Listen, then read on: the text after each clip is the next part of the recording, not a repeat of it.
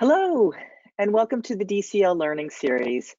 Today's webinar is titled Content Management Strategy, Foundation for Effective Digital Transformation Within Societies and Associations. And this is the This Old House edition. My name is Marianne Kalahana, and I'm the Vice President of Marketing here at Data Conversion Laboratory. And before we begin, I just want to share a couple housekeeping items. This conversation is being recorded and will be available in the on-demand section of our website at dataconversionlaboratory.com. My colleague Leanne is here with us behind the scenes, and she can help if you have any issues with this platform or any questions. We do invite you to submit any questions you have for our speakers.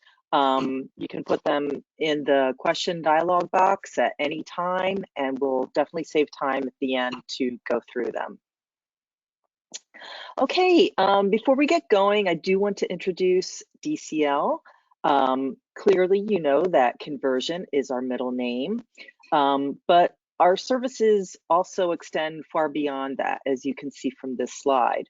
While we are the leading provider of XML conversion services, data conversion, structured product labeling conversion, and S1000D conversion, we also provide a lot of services around the areas you see here on this slide.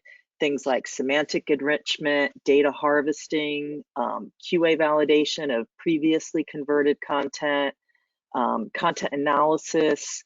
If you have any complex data or content structure challenges, we can help. So I am so delighted to introduce today's speakers. We have my colleague, David Turner. David is DCL's digital transformation consultant. He helps organizations understand the benefits of content structure, semantic enrichment, and content management. And we have Brian Trombley. Brian is managing partner at Ariza Content Solutions. Brian has spent his career helping publishers as well as technical writers structure content and implement content management strategy and tools in their organizations. Both of these gentlemen truly enjoy engaging with you, and both of them would like to invite you to schedule some time on their calendars if you'd like to chat about anything that we're going to be discussing today around content structure, content management, organizational challenges. Leanne is going to push out 2 URLs that you can click on and get on David or Brian or both of their calendars. Thank you, guys. I'm going to turn it over to you. Thanks, Marianne. So just quickly, a little bit about Ariza Content Solutions. We specialize in all sorts of content management solutions. We have deep expertise in content strategy, digital strategy, and workflow. Excuse me, and lots of focus on automations and driving efficiency into your processes. We work with multiple technology partners, and we help find the right solution for you. As Marianne was introducing David, her colleague, I just want you all to know that I'm a former colleague, having spent 11 years at Data Conversion Laboratory, and really enjoyed working with all their customers and helping them overcome their content challenges. Well, we are excited to have you, BT. It feels like home again having you around for this webinar. So it does. Thank you for being a part. Thank you, Marianne, for setting this up, and thank you everybody out there for joining. I do want to say, since it is the 21st of September, that we have to give homage here and say, do you remember the 21st night of September? Or maybe we're supposed to say that tomorrow. I don't know. But anyway, that's not really our theme. So we said this is the This Old House edition, and that's because Brian and I both do a lot of fixing on our homes, and having worked together, we talked about these kinds of things a lot, and it really just seemed like the perfect analogy. So I suppose instead of September, maybe we should have picked Handyman by James Taylor. That's a good one. There you go. Or we could go back and we could do Our House by Madness. Yeah. I'll stop. Hammer time. No more. All right. Anyway, so our title was Content Management Strategy, the Foundation of Effective Digital Transformation. Terms like content management, digital strategy, a lot of times have a lot of different meanings to different people. So I thought, Brian, why don't you start here today by just kind of defining what we're talking about when we are talking about content management and digital transformation in this context today. Yeah, let's do that, because they are very broad terms and they mean different things to different people. But today we're talking contextually about content management in society and association publishing, right? So the focus is really around your publishing content, the text, the images, the videos, audio, and all the things that you use to produce your final products that you push out to your membership and other consumers of your content, right? And then with digital transformation, well, again, a very broad term. You know, a lot of organizations have been going through this for years and years. You know, HR onboarding and offboarding, accounts payable, accounts receivable processing. That's not what we're talking about. We're talking about really your content being more digitally focused and digitally delivered. We know, you know, societies and associations still deliver a lot of print. Some of that print actually comes off of a printing press and gets bound and shipped to membership or subscribers. But more and more of that content is being pushed out to digital channels.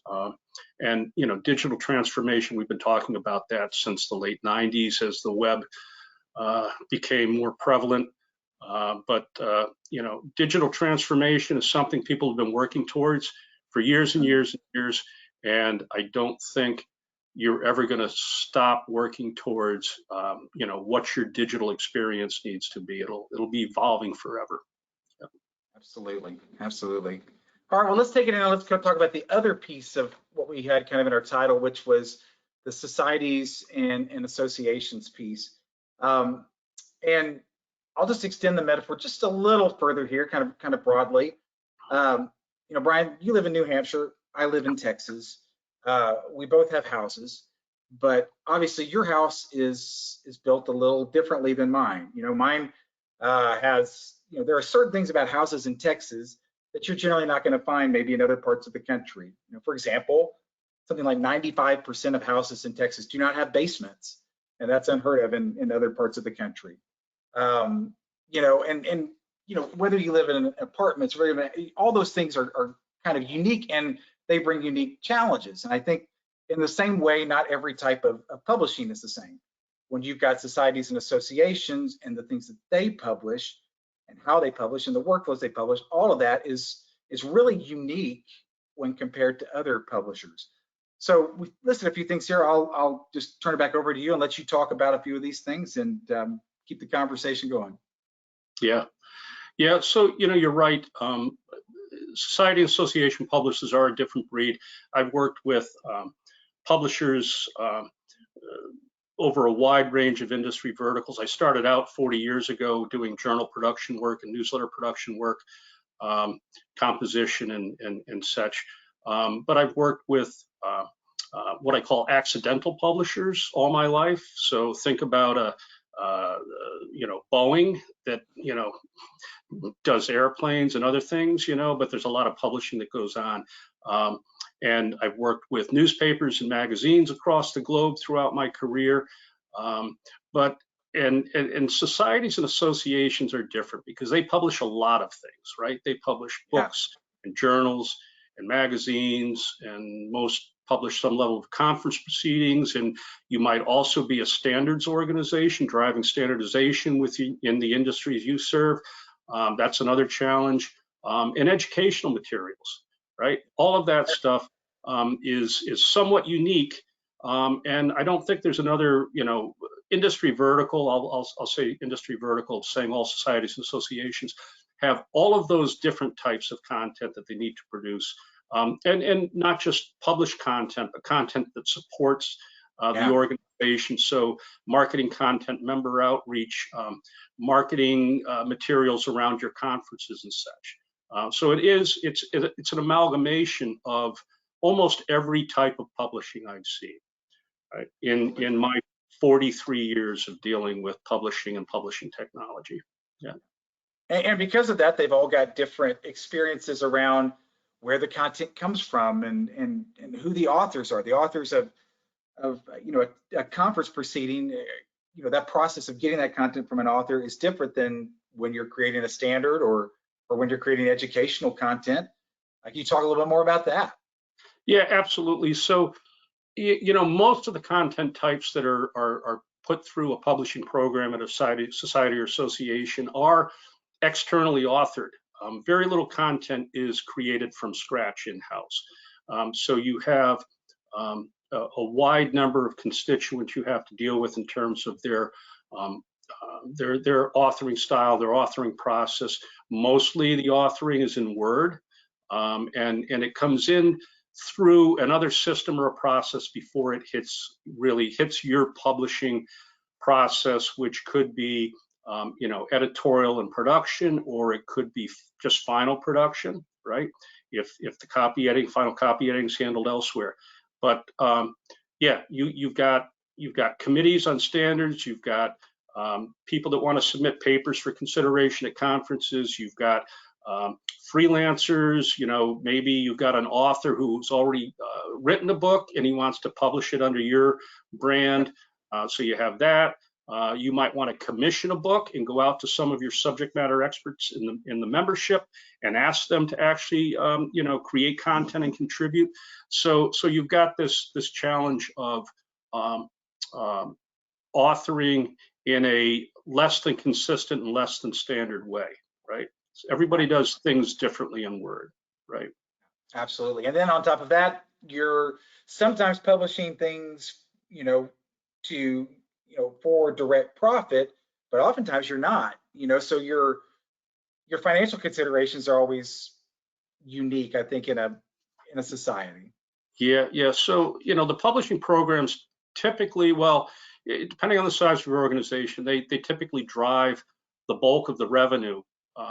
Well, maybe not the bulk, maybe conferences could drive a lot as well, but membership dues don't cover everything. They cover very little. So the publishing program supports the membership as a member benefit, but you also have to have content you can sell, additional content you can sell to the members to really drive the financial underpinnings of the publishing aspect of your society or your association. Yeah. Very nice. We'll talk to you about these last couple here. We've got multiple vendors and technologies. We've got this concept of the multiple delivery channels as well. Yeah. So, with societies and associations, traditionally, a lot of work was outsourced and it's still outsourced. But you have to have a means to take ownership and control your content. And if you take ownership and you're the owner of your content and you have your content under control, you still need to integrate with all of these vendors and different technologies to support your program, your workflows, and your ultimate delivery of final product. And the multiple delivery channels, it goes beyond getting content up on your website or your discovery or delivery platform vendor website, like a Highwire or Silverchair and Adapon and 10 other flavors of delivery. But you also have discovery vendors that you typically push content out to, and sometimes it's not all of the content. It might just be an abstract and some other information. So there are a lot of things to consider. It's not just getting a PDF done or getting the content final and pushing it out in a flavor of HTML. It's really formatting it for delivery to multiple channels, specific formatting for multiple channels. So around all those different complexities, it certainly introduces a lot of unique challenges. I think, around my own house, being built to keep the heat out, whereas your house might be built to keep the heat in, being in a northern climate. I bet I pay a lot more for air conditioning each year than you do, so I think we certainly see those complexities turn into challenges, and I'll let you pick up on that as well. Yeah, so as we were talking about this webinar and developing the messaging here, I thought about my last 3 houses. So, and this is where I see, I think societies and associations will fall into one of these three buckets, right? So years ago, I bought a brand new house in a new development, and it's great. We move in, new house, don't have to worry about anything. But there were some bells and whistles that didn't come with the house that I wanted to add. So, I made the investment, moved into the house, but I wanted to add central air conditioning. So there's, an option, right? Everything is optional that I added. I had a big, beautiful yard that I was so proud of, but I knew that was going to take a lot of work to keep green. So I invested in a underground sprinkler system, so I didn't have to walk around 3/4 of an acre of lawn and water it all the time. And that was good. And over time, I made other investments. I finished off the basement into a TV room and a storage room. And I had two girls. Well, I still have two girls, but they were young. And, I wanted to give them a space, and they were both into dance. So I took half the basement and built a dance studio out of it, and, put up the bar and the mirrors on the wall, and they were just ecstatic. And that wasn't just a dance room for them. That's whenever their friends were over, they were in that room. That was their space. And I remember so many parties down there and so much music blaring and everything, and it was great. And then I decided I'm going to buy a house that I'm going to flip, right? So I bought a bank-owned property, and I was the only bidder, so I got it for, the lowest price I could possibly get it for. But I looked at the house and I said, you know what? This is, even though I could move in here, I'm not going to move in here. This is a shell. I have to start from scratch. And I totally gutted the inside. I took the roof off, not just reshingled the roof, but took the whole roof off and put the new decking in and the new water shield and reshingled it. I stripped everything inside down to the studs, and new electric system, new plumbing, new sheetrock, new furnace, new hot water heater, new kitchen, new baths, and everything was beautiful, right? And again, I've got a house now that I can live in for some time without having to worry about any maintenance. But then fast forward to 5 years ago, and I decided to move out of the city and into the country, and I bought a house up on a hill, down a dirt road, down a long dirt driveway, beautiful view. But the house needed some work, right? It was built in 1950, but I knew, I could move right in and I could do things over time. But immediately I ripped out the 30-year-old oil furnace and got rid of the oil tank in the basement. I put in a high efficiency, heating and cooling system. We didn't have air conditioning in the house when I bought it, but we added that when we added the heating system. Got rid of the electric water tank and put in an on-demand system, and I wanted it all run off of propane. I didn't want oil, and I needed the propane for another reason, but the propane guys came and dug a big hole in the yard and buried a tank for me and got that hooked up. And the real reason I needed the propane was because the power goes out here a lot, and I put in a whole house generator that runs off of propane. So that was my first investment in the first 2 months I was in this house, getting all of that done, and then adding new appliances, right? But over time, there's still things to do. Like when I went on vacation a few years ago, and I came back after 2 weeks, and there was 2 inches of water in the basement. Ouch. The pinhole leak in the copper plumbing was problematic, and it's hard to figure out when you're going to have that problem again, right? Because I have hard water, and it corrodes the pipes from inside to out. So as I've been replacing these leaky areas, I've been replacing it with PEX, which is plastic and lasts forever. And so I've been sort of doing the Band-Aid thing on that, which is not necessarily a good thing to do. But that's what I've been doing there. And this sort of marries up with, the 3 areas I think we're going to talk about today.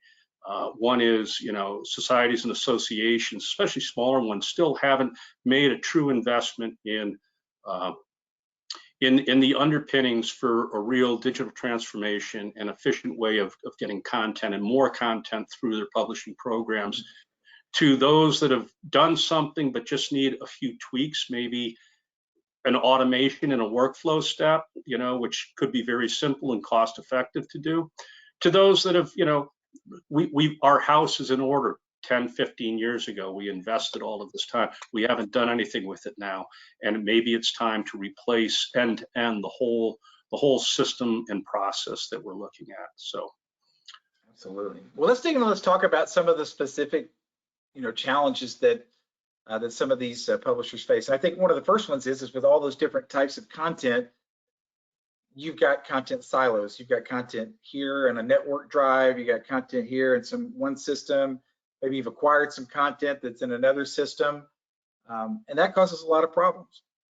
Yeah. So as evolved as some societies and associations are with their systems and having a quote content management strategy, we still see that their content is sort of scattered. There's no one single place, one single source of truth where you can go where everything is.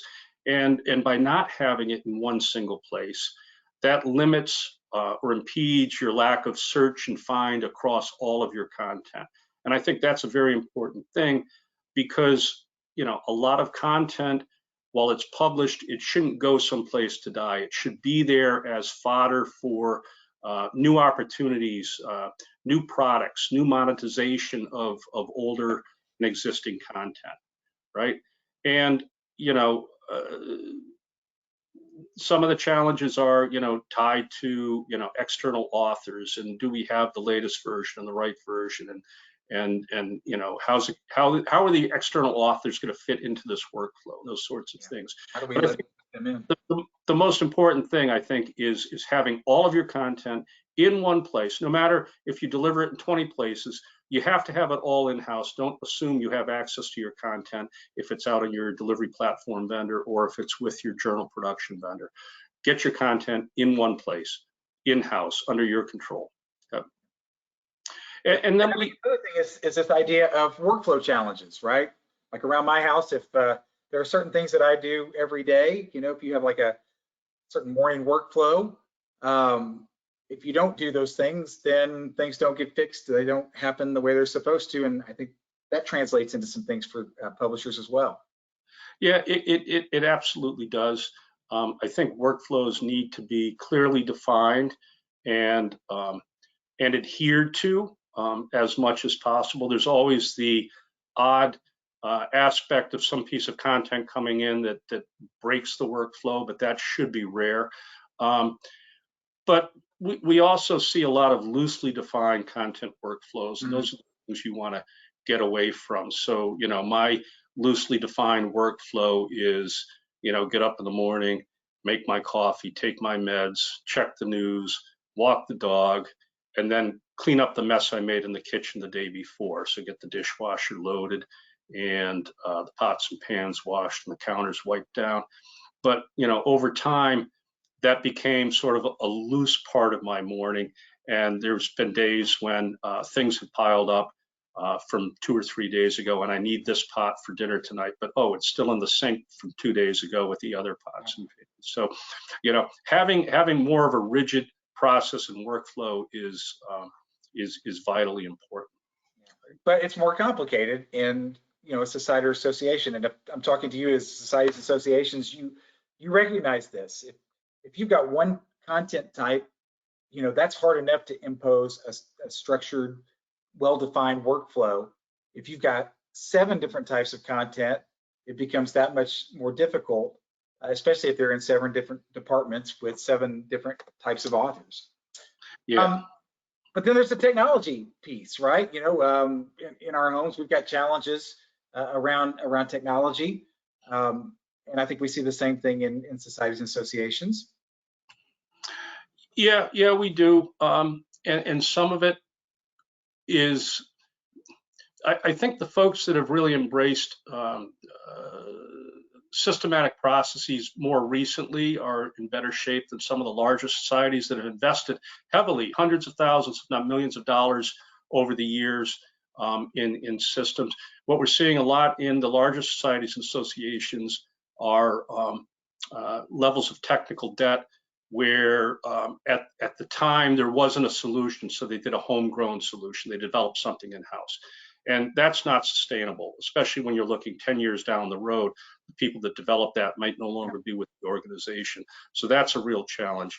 Under budgeting and not selecting the right technology that you can grow into, I think is is another challenge, and something that needs to be examined very carefully, not only for societies and associations that are embarking upon a major lift of new implementation. You know, every organization really needs to look at where we are today, where we need to be tomorrow, and how do we get there. And that technical debt is the big thing.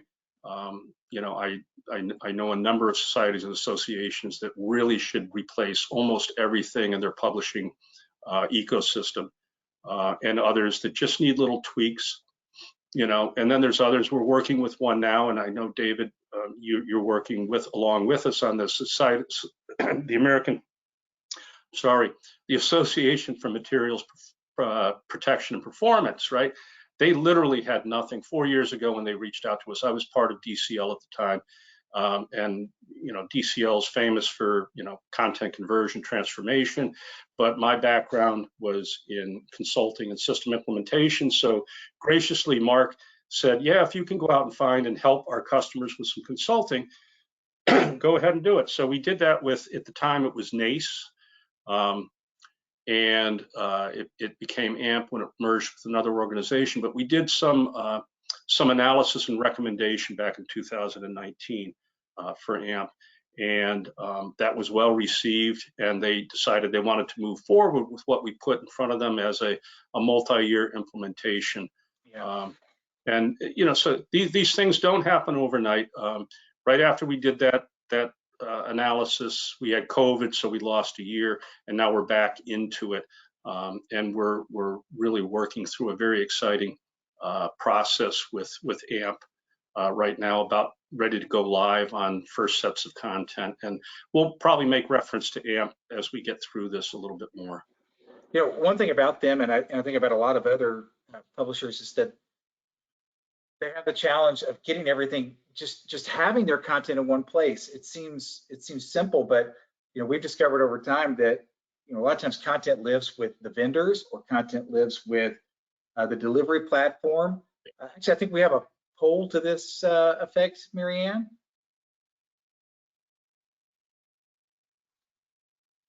All right. You should see it now, David. Okay, let's see here. All right, we have people sharing their responses.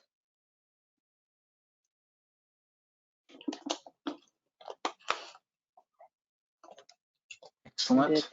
If, we just would love to hear our attendees where they stand on this question. I'm going to leave it open just for another second, and then I'm going to close the poll, and I will share the results for all of us to view together. Perfect.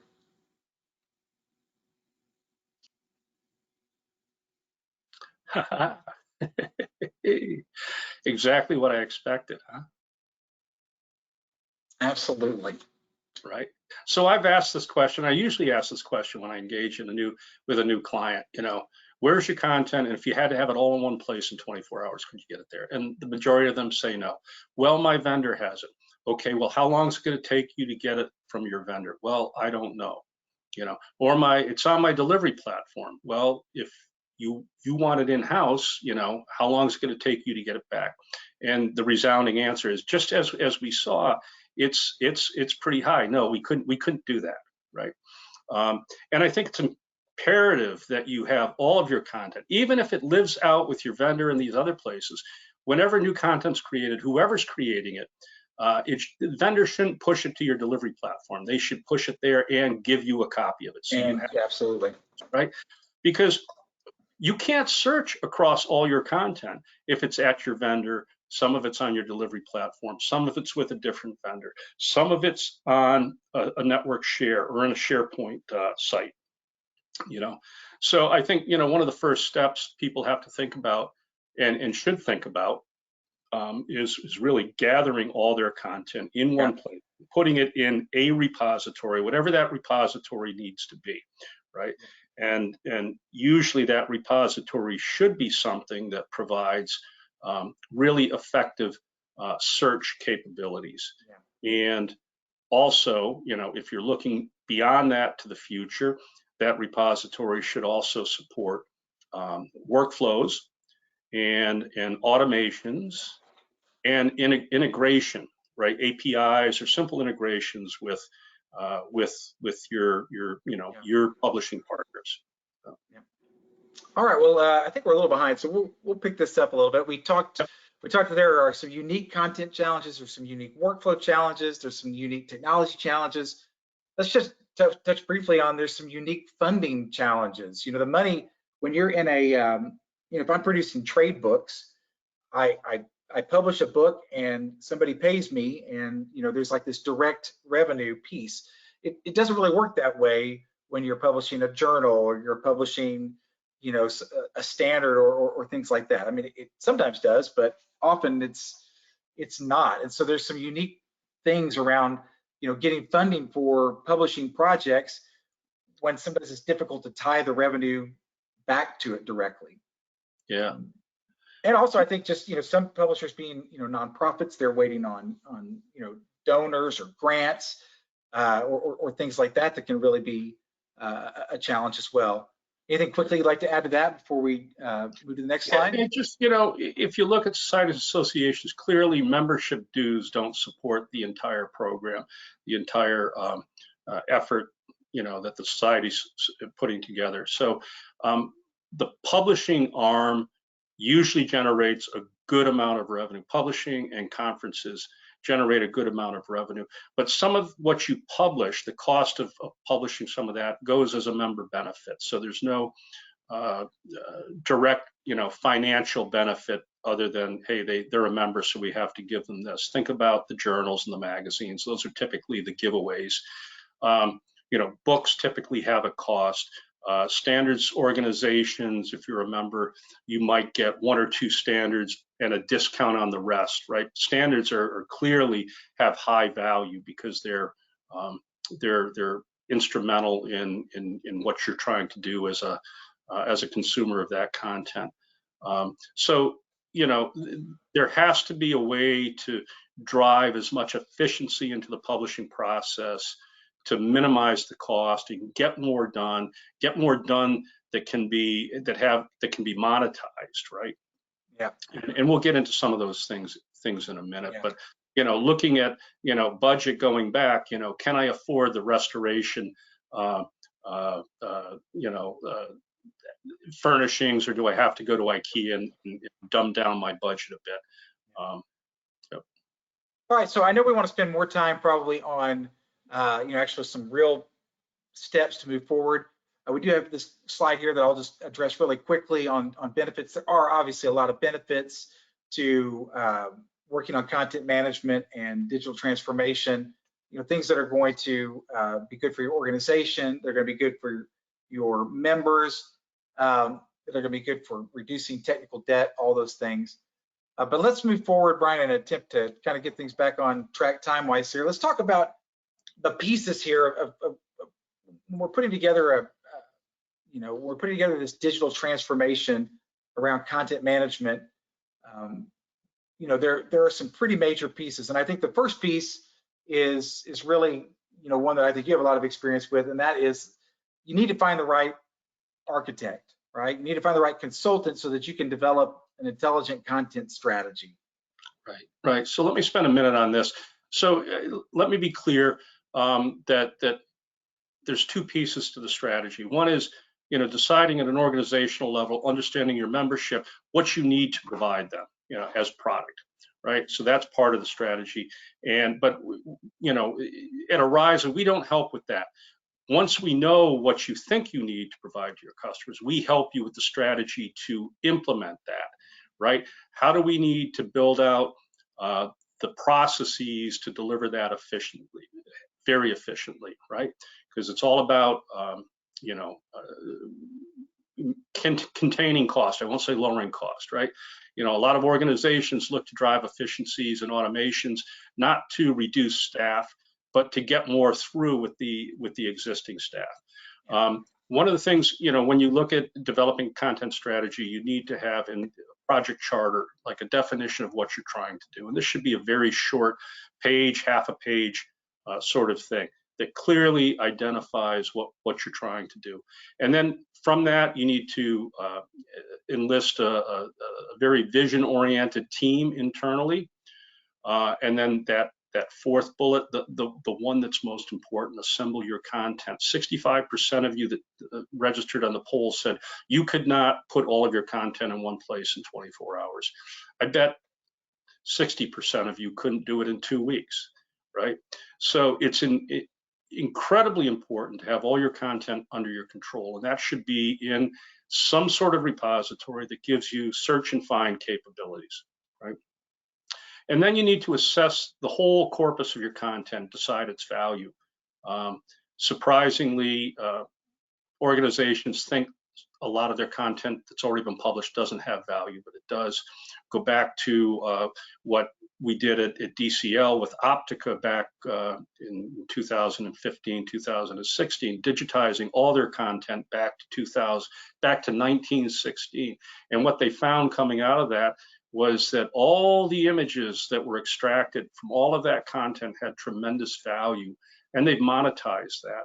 So really assessing your complete corpus of content for its value going forward is incredibly important. Create and document an intelligent strategy, the blueprint, right? We'll talk a little bit more about that, what comes out of, an engagement where you might think about an assessment and recommendation for go forward. That's the blueprint. And the plan to execute becomes part of that, that deliverable as well. Absolutely. And this makes sense for any of those analogies that you said. If you're ripping to the core and starting over, if you've got something that's relatively new that you're just trying to put some options on, or if you're somewhere in the middle, having this strategy, working with somebody who sees a lot of this and sees a lot of other organizations. And that, I think the other critical thing on this is, getting other people on your team excited about it. Yeah. You don't want to be the lone wolf, because that will surely cause you to fail later. Yeah, absolutely. And I'm, working with clients in all areas. Like the AMP solution is start from scratch.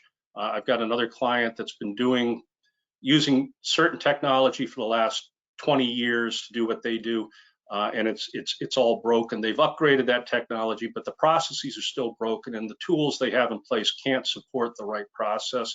And then I've got others that just say, hey, I've got this problem.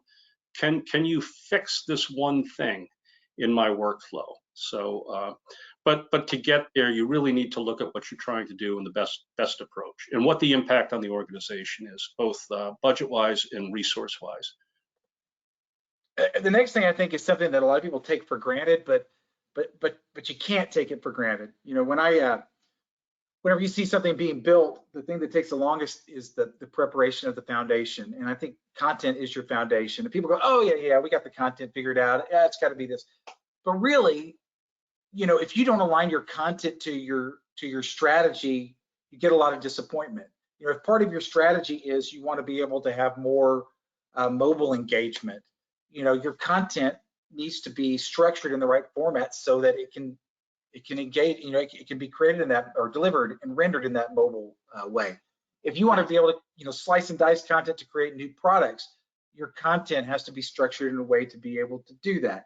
If you want to be able to, whatever, you want to get on a new delivery platform, whatever, your content has got to be right. And sometimes that comes down to really, you got to figure out what is the right content. What content do we want to put as full text XML? What content might just need XML headers? What needs to go to EPUB? What doesn't? What could just be HTML?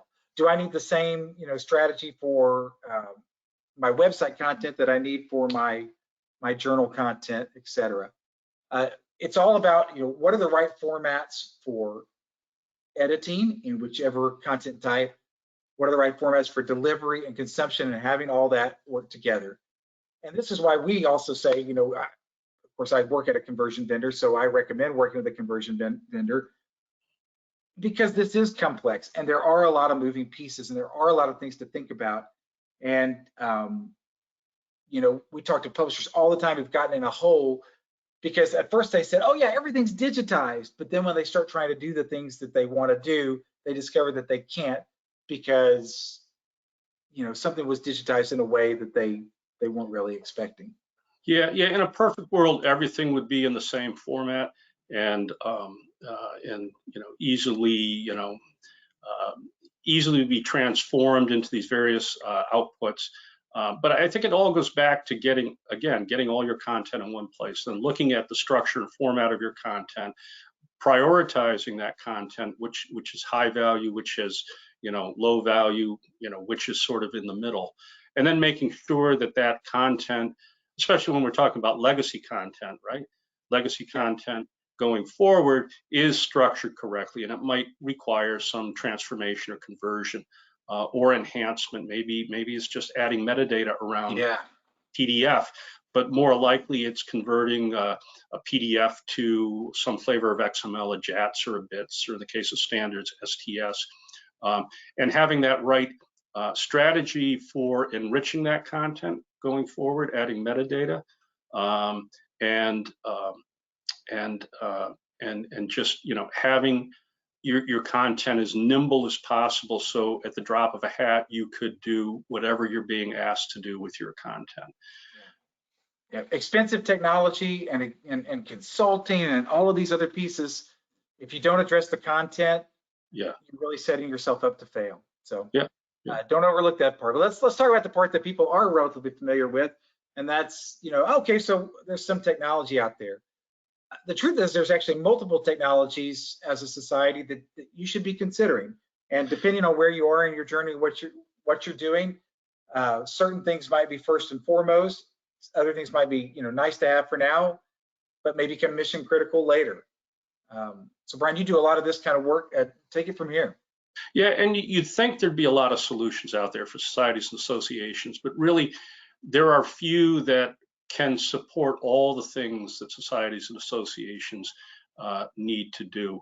And I think, again, first and foremost, I'm beating a dead horse here, but getting all your content in-house into a repository, and that could be a first step, and it doesn't have to be an expensive step.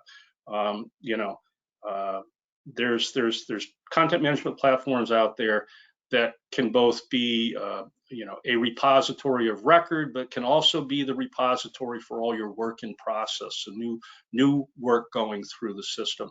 A lot of people think about their CMS or the repository for search as a place where content goes to die, but content shouldn't go to die anytime. It has value. Even if you're searching your content to see maybe there's a topic that nobody's written about or we haven't published anything about in a long time, right? We might not be using any of that content, but it's informing us as to, maybe it's time to write another article or a book on this subject. But more importantly, it is to find that content and decide how you can monetize that content. The technology in those repositories need to support strong, robust workflows for both content creation, the management of that content. And as important as it is to, have authors and internal resources apply metadata for findability, that's usually not enough. So there's levels of content enrichment that you're going to want to do. Certainly, if you're going to do a legacy content migration process and process that content, the discussion you should be having with your vendor is, okay, how do we want to apply metadata during this process, and how do you want us to supply that metadata? So that's a heavy lift on the society or association side, because they've got to focus on, okay, what's the better approach to metadata and taxonomy with this content? And that can assist you by assisting your vendor with delivering back very rich content. But even then, there's times when you might want to push the content out through some process for text mining and taxonomy terms and things like that. So there's partners we work with. We'll talk about them in a few minutes that help do that as well. Okay. And then outputs and publishing tools.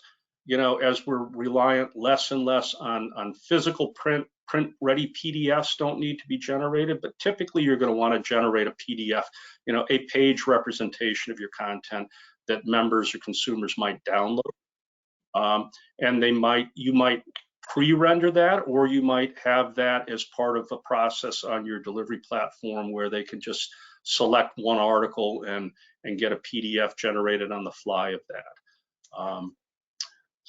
And then, it's very important that as you look at technologies or a technology refresh, that the core platform you're going to be working with has a robust API to integrate with external systems.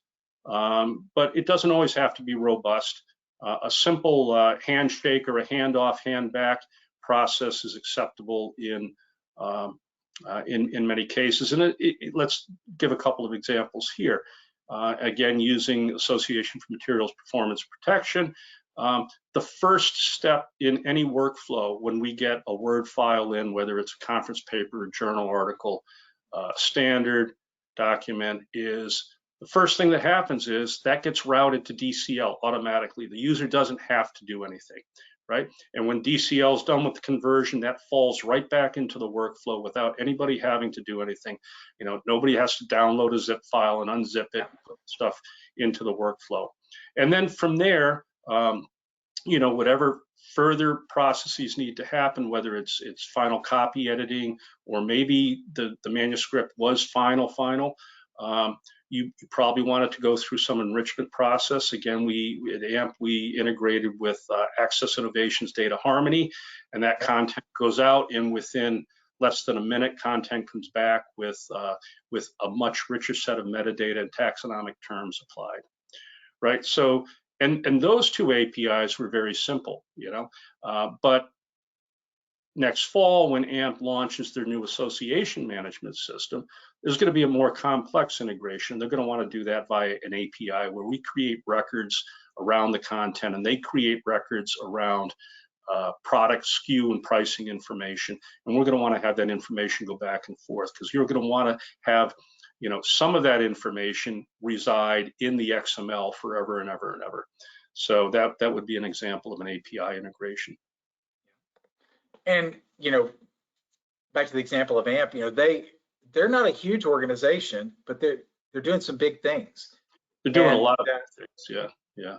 And so I think there's a case to be built here that even if you're an organization that's smaller and you have limited budget, that you can build and you can add and you can invest wisely within your budget, and you can build a business case, for management by following a few key steps. So I'll let you take it from there. Yeah, well, let's use AMP as an example, just to set the stage. I don't consider them a small society or association. They have I think 60,000 members. That's pretty big, right? That's on the higher end of a mid-sized society or association. And they have a lot going on. It's not just content management, but they're replacing their association management system, their finance system at the same time, and selecting a new delivery platform vendor. But what they were able to do and was to focus and start small and break this up into manageable pieces. And the first thing we did was get a repository in place, and DCL, I know, has been working for the last year or so on all the legacy content conversion, which is being loaded into the content management platform now. But we're also working towards the workflow implementation for this year for conference papers, books, and standards. So conference papers are going live, and books are going live in this quarter. Next quarter, the fourth quarter, and standards will go live early in 2024. But beyond that, we're going to be looking at journal production. We're going to be looking at continuing education. We're going to be looking at magazine content. So having the right core platform that you can layer on functionality over time in a sort of a well-planned and measured pace is great. Sort of like how I'm budgeting the house I'm in now. I know I'm going to have to replace the cabinets in the kitchen and the downstairs bathroom soon, but that's budgeted for next year. And none of these things happen overnight, right? So you have to plan, and having things stretched out over multiple budget cycles can be a good thing, because that can help you justify the expense over time. there are things that can be done to improve processes that can happen in weeks or a few months, simple things like, pushing some scripts into a certain step in your processes and things like that, or cleaning up a broken process, or fixing your style sheets for PDF output, or fixing integration with InDesign that isn't truly efficient, but you need to push some of your content through InDesign. Those are things that can happen easy. So start small, layer on functionality, plan for if it's a total overhaul, at least a 3-year effort. And then once you're done with that effort, you're not at the finish line, you're really at the starting line, because you're going to have to monitor and govern and maintain that whole systematic approach to your publishing program that you've put in place. But hopefully, with the right underpinnings, as time evolves and your needs evolve and technology evolves, you should be able to swap out pieces and not have to do the whole rip and replace again. Absolutely. And even planning for that kind of 3-year effort, though, there is some way, there are some ways that you can break ground, if you will, even just today, right? So let's talk about those three main things that you put on this slide. Yeah. So, you might think you have a strategic plan that people formulated at executive level and everything, and that's all good. But down in the trenches where you have to actually execute against that, you need a strategic plan that informs all the practical tactics that you need to apply as you execute, right? So these are your director level and manager level and worker B level folks. This is their strategic plan, right? And it informs everything they're going to have to do to get their house in order, right? And so the way, at least at Arise, the way we work through that, we have an offering that we call a high-level assessment and recommendation, a short consulting engagement that focuses on discovery, identification of pain points, looks at your high-level strategy and sees how your production processes need to be aligned with that higher level strategy, and what the impact is on the organization, both from a resource and a budget perspective, right? And then, to do any of these things, and we talked about Project Charter a few moments ago, having a clear definition of what you're trying to do and communicating that to not just the entire organization, more importantly to the folks that are going to be impacted by that strategy, and how they're going to be able to help bring that strategy to fruition, right? So getting your, the folks that are really excited about change, getting those on board. The folks that may be hesitant to change, you need to work, through some change management and fear remediation sometimes. But having that clear project charter means everybody's marching to the same drumbeat, even though some might not be marching as quickly as the others. Gotcha. All right, I know we want to leave some time for questions, but let's talk really quickly just about building that business case, and about taking account the impact of what you're planning, the value of what you're planning, and the things that you want to document. Yeah. So at the end of the day, building the business case is showing value, and that comes out of how impactful we can be on the process. So we look at things again, what's the impact on the organization? What's the impact on product offerings, not just what we produce today, but what we can produce tomorrow if we have our content house in order? What's the impact going to be on membership? Are we going to be able to add value by creating additional product that maybe doesn't cost us anything to create, but we give it to our membership as another member benefit?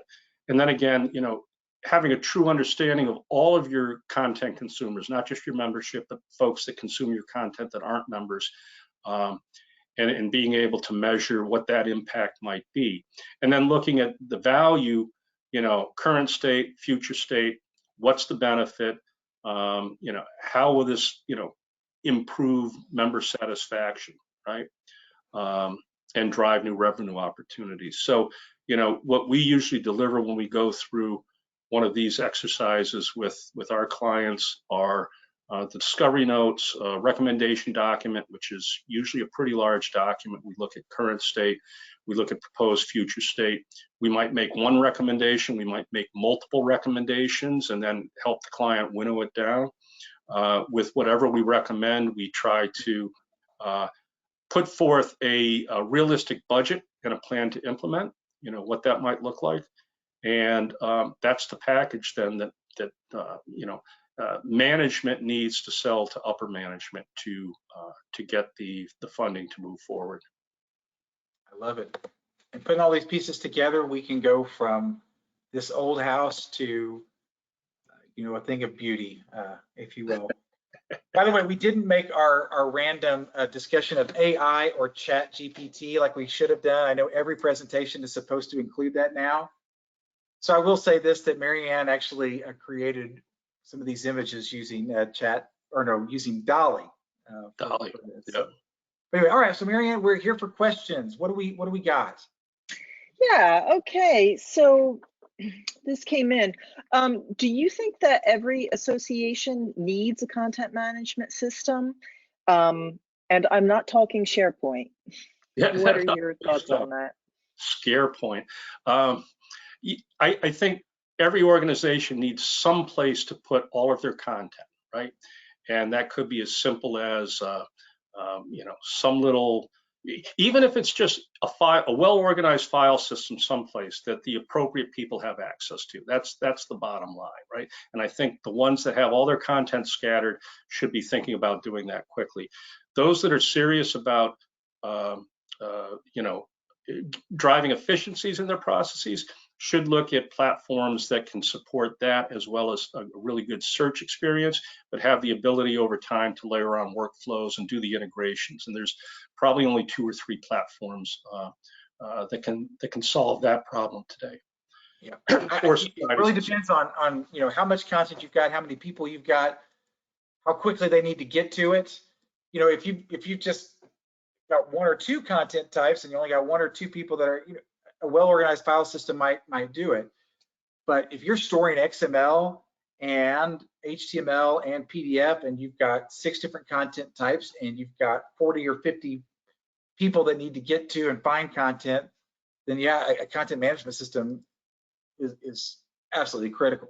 Well, absolutely. And you just mentioned a bunch of textual sort of objects, but what about all the images, the videos, all the audio and blogs, all the recordings of conference proceedings, and you have the ability to easily process those for searchability and findability, right? So you can process your videos and get the transcript aligned with time slices in your video, and you can search for, John Smith at this conference, and it'll pull up all of that stuff, and right there when John Smith was on the podium, giving his presentation.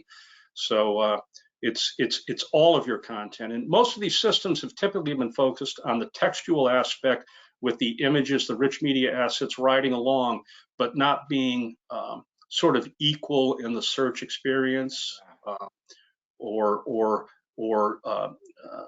some of the systems haven't been as friendly to the creative staff as they need to be, right? So, so again, having the right system that can support all of those things, all of the constituents, not just authors and writers and production folks, but the creative folks that have to, retouch an image, or here's all these figures for this journal article and they don't align with our style, so we have to redraw these 20 figures. Right. That should all come out of the same system. Right, and of course the metadata around all of those assets, Absolutely. and even metadata around the documents. Yeah. Well, we have come to the top of our hour. I want to thank everyone for staying with us, for coming here today and then staying on. Thank you so much for attending the webinar. And just a reminder, the DCL Learning Series, it comprises webinars, but also a monthly newsletter, our blog. You can access many other webinars that are related to content structure and XML standards and more from the on-demand section of our website at dataconversionlaboratory.com. Thank you so much, Brian and Ariza. Thank you, David, and we hope to see everyone else at future webinars. Thanks, everyone. Today's program.